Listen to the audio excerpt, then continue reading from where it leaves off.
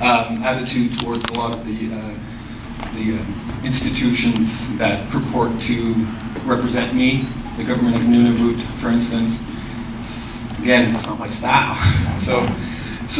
When I moved to Ottawa, I saw this phenomenon. That was it was hard to take. It was hard to go there. So I wrote this piece to kind of help the people of Ottawa who are not Inuit kind of take a step back and not be the kind of conservative jerks that they can be sometimes. It's called Old Indifferences.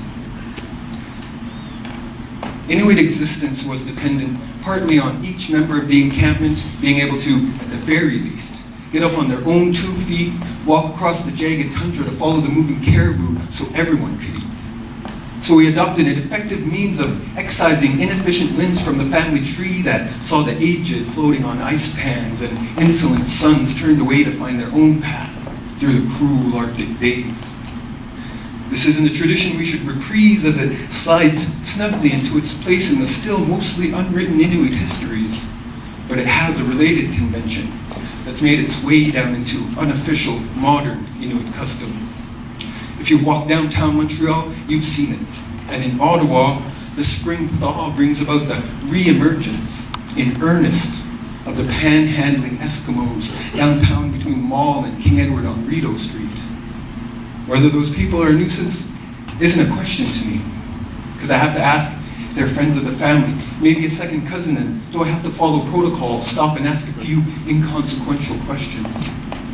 I try to avoid having to do that by changing up my Inuk stride and remembering that from a distance, I could look Thai.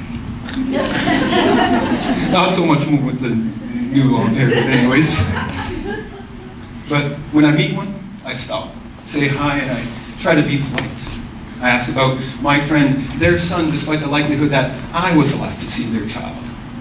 And it pains when they ask and I have to tell them I hadn't seen their kid in a little while, but at least I knew he wasn't going to trial. It takes a certain distance to watch these lives with blood that courses from the same point as mine float away on slabs of concrete ice.